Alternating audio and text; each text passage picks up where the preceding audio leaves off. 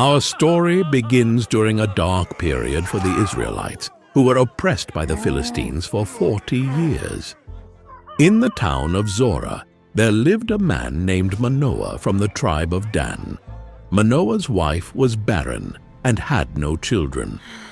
One day, the angel of the Lord appeared to her and said, "You are barren and childless, but you are going to become pregnant and give birth to a son. Now see to it that you drink no wine or other fermented drink, and that you do not eat anything unclean. You will become pregnant and have a son whose head is never to be touched by a razor, because the boy is to be a Nazirite, dedicated to God from the womb. He will take the lead in delivering Israel from the hands of the Philistines." Excited and amazed, the woman ran to tell her husband about the angel's message. Manoah prayed to the Lord, asking him to send the angel again to teach them how to bring up the boy. God heard Manoah's prayer, and the angel returned. Manoah asked the angel, "When your words are fulfilled, what is to be the rule that governs the boy's life and work?" The angel reiterated the instructions. Manoah's wife must do all that he had commanded her. Soon after, Manoah's wife gave birth to a son, and they named him Samson. As Samson grew, the Lord blessed him, and the Spirit of the Lord began to stir him while he was in Mahaneh-dan, between Zorah and Eshtaol. As a young man, Samson went down to Timnah, where he saw a Philistine woman. He returned home and told his parents, "I have seen a Philistine woman in Timnah. Now get her for me as my wife." His parents were dismayed that he wanted to marry a Philistine, asking, "Isn't there an acceptable woman among your relatives or among all our people? Must you go to the uncircumcised Philistines to get a wife?" But Samson insisted, "Get her for me. She's the right one for me." His parents did not know that this was from the Lord, who was seeking an occasion to confront the Philistines. On his way to Timnah, Samson encountered a young lion. The forest was dense and the path narrow when suddenly a roar pierced the air. A young lion, fierce and wild, charged at Samson. The Spirit of the Lord came powerfully upon him, and with a surge of divine strength, Samson tore the lion apart with his bare hands, as one might tear a young goat. The carcass of the lion lay in pieces, a testament to Samson's incredible strength. But he told neither his father nor his mother what he had done. Later, when he returned to marry the woman, he turned aside to look at the lion's carcass. In it he saw a swarm of bees and some honey. He scooped out the honey with his hands and ate it as he went along. When he rejoined his parents, he gave them some, and they too ate it. But he did not tell them that he had taken the honey from the lion's carcass. At the wedding feast in Timnah, Samson proposed a riddle to his 30 Philistine companions. "Let me tell you a riddle," Samson said to them. "If you can give me the answer within the 7 days of the feast, I will give you 30 linen garments and 30 sets of clothes. If you can't tell me the answer, you must give me 30 linen garments and 30 sets of clothes." "Tell us your riddle," they said. "Let's hear it." He replied, "Out of the eater, something to eat. Out of the strong, something sweet." For 3 days they could not give the answer. On the 4th day, they said to Samson's wife, "Coax your husband into explaining the riddle for us, or we will burn you and your father's household to death. Did you invite us here to steal our property?" Then Samson's wife threw herself on him, sobbing, "You hate me. You don't really love me. You've given my people a riddle, but you haven't told me the answer." "I haven't even explained it to my father or mother," he replied. "So why should I explain it to you?" She cried the whole 7 days of the feast. So on the 7th day, he finally told her because she continued to press him. She in turn explained the riddle to her people. Before sunset on the seventh day, the men of the town said to him, "What is sweeter than honey? What is stronger than a lion?" Samson said to them, "If you had not plowed with my heifer, you would not have solved my riddle." Then the Spirit of the Lord came powerfully upon him. He went down to Ashkelon, struck down 30 of their men, stripped them of everything, and gave their clothes to those who had explained the riddle. Burning with anger, he returned to his father's home. And Samson's wife was given to one of his companions who had attended him at the feast. Later on, during the wheat harvest, Samson took a young goat and went to visit his wife. He said, "I'm going to my wife's room," but her father would not let him go in. "I was so sure you hated her," he said, "that I gave her to your companion. Isn't her younger sister more attractive? Take her instead." Samson said to them, "This time I have a right to get even with the Philistines. I will really harm them." So he went out and caught 300 foxes and tied them tail to tail in pairs. He then fastened a torch to every pair of tails, lit the torches, and let the foxes loose in the standing grain of the Philistines. Fields were ablaze, the smell of burning crops filled the air, and the cries of the Philistines echoed as their livelihood went up in flames. He burned up the shocks and standing grain together with the vineyards and olive groves. When the Philistines asked, "Who did this?" they were told, "Samson, the Timnite's son-in-law, because his wife was given to his companion." So the Philistines went up and burned her and her father's house down. Samson said to them, "Since you've acted like this, I swear that I won't stop until I get my revenge on you." He attacked them viciously and slaughtered many of them. Then he went down and stayed in a cave in the rock of Etam. The Philistines went up and camped in Judah, spreading out near Lehi. The people of Judah asked, "Why have you come to fight us?" "We have come to take Samson prisoner," they answered, "to do to him as he did to us." Then 3,000 men from Judah went down to the cave in the rock of Etam and said to Samson, "Don't you realize that the Philistines are rulers over us? What have you done to us?" He answered, "I merely did to them what they did to me." They said to him, "We've come to tie you up and hand you over to the Philistines." Samson said, "Swear to me that you won't kill me yourselves." "Agreed," they answered. "We will only tie you up and hand you over to them. We will not kill you." So they bound him with 2 new ropes and led him up from the rock. As he approached Lehi, the Philistines came toward him shouting. The Spirit of the Lord came powerfully upon him. The ropes on his arms became like charred flax, and the bindings dropped from his hands. Finding a fresh jawbone of a donkey, he grabbed it and struck down 1,000 men.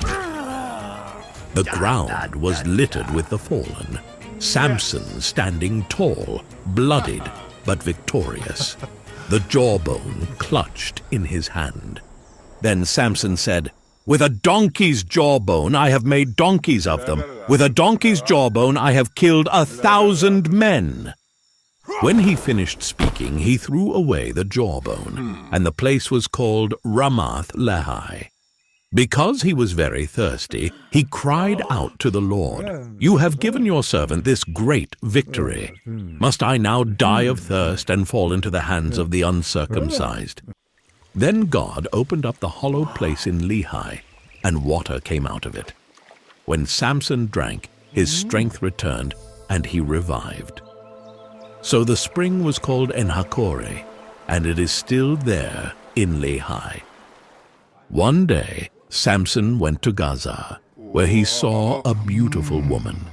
He went in to spend the night with her. The people of Gaza were told, "Samson is here." So they surrounded the place and lay in wait for him all night at the city gate. They made no move during the night, saying, At dawn we'll kill him." But Samson lay there only until the middle of the night. Then he got up and took hold of the doors of the city gate, together with the 2 posts, and tore them loose, bar and all. He lifted them to his shoulders and carried them to the top of the hill that faces Hebron. The sheer power required to uproot and carry city gates was a display of Samson's incredible strength and defiance. Some time later, he fell in love with a woman in the valley of Sorek, whose name was Delilah. The rulers of the Philistines went to her and said, "See if you can lure him into showing you the secret of his great strength, and how we can overpower him so we may tie him up and subdue him.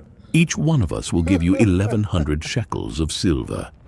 So Delilah said to Samson, "Tell me the secret of your great strength and how you can be tied up and subdued."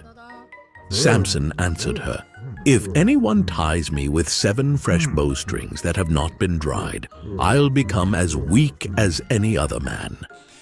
Then the rulers of the Philistines brought her 7 fresh bowstrings that had not been dried, and she tied him with them. With men hidden in the room, she called to him, "Samson, the Philistines are upon you."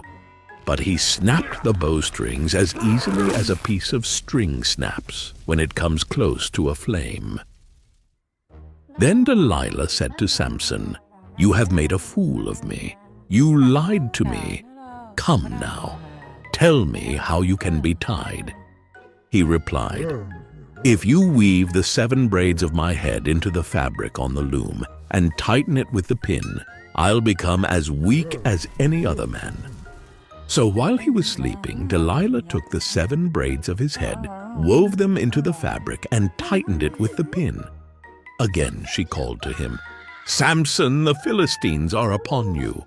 He awoke from his sleep and pulled up the pin and the loom with the fabric. Then she said to him, "How can you say, 'I love you,' when you won't confide in me? This is the 3rd time you have made a fool of me, and haven't told me the secret of your great strength." With such nagging she prodded him day after day until he was sick to death of it. So he told her everything. "No razor has ever been used on my hair," he said, "because I have been a Nazirite dedicated to God from my mother's womb. If my head were shaved, my strength would leave me, and I would become as weak as any other man." When Delilah saw that he had told her everything, she sent word to the rulers of the Philistines, "Come back once more. He has told me everything." So the rulers of the Philistines returned with the silver in their hands.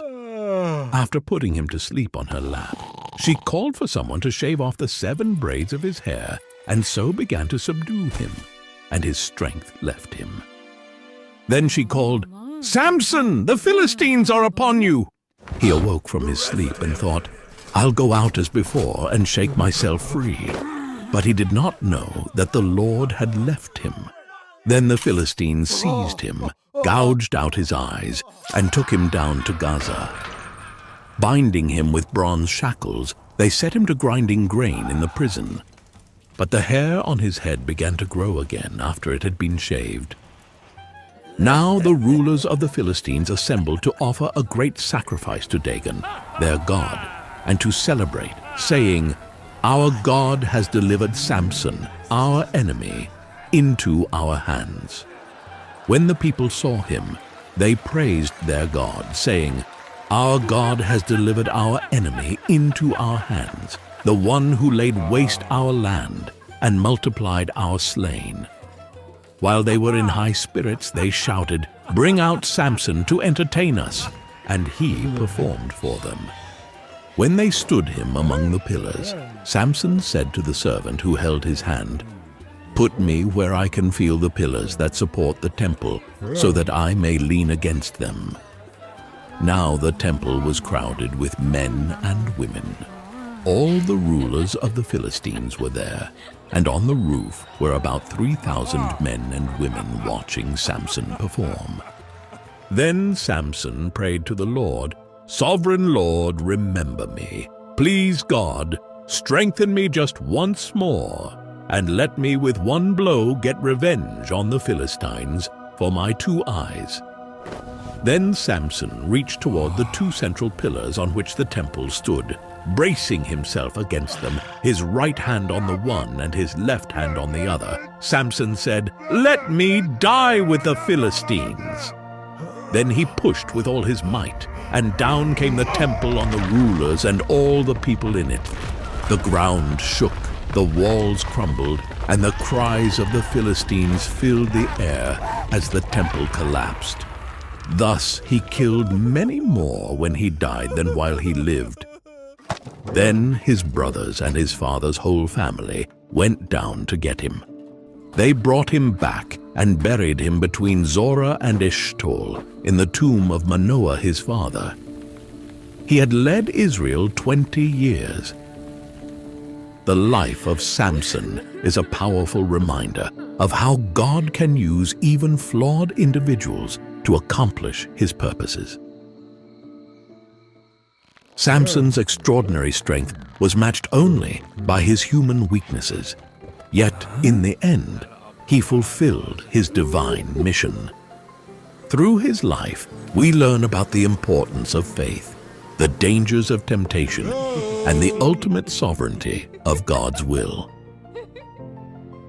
Do you want your children and other families around the world to learn the Bible through animated movies? Then here's your chance to help make that happen. Our vision is to create full-length Bible movies that tell all the stories leading to Jesus, something mainstream media like Disney would never do. All of our content is free and available on YouTube, but ad revenue alone is not enough to support our mission. By joining our community on Patreon, we can together create these incredible films and spread the Bible stories to the next generation. In return, we offer you exclusive perks for your entire family. Thank you for being a part of this amazing mission. If you enjoyed this video, please subscribe to our channel and press the bell for notifications of our newest videos. Make sure to like the video, comment your thoughts, and share it with your friends and family. Thank you for watching.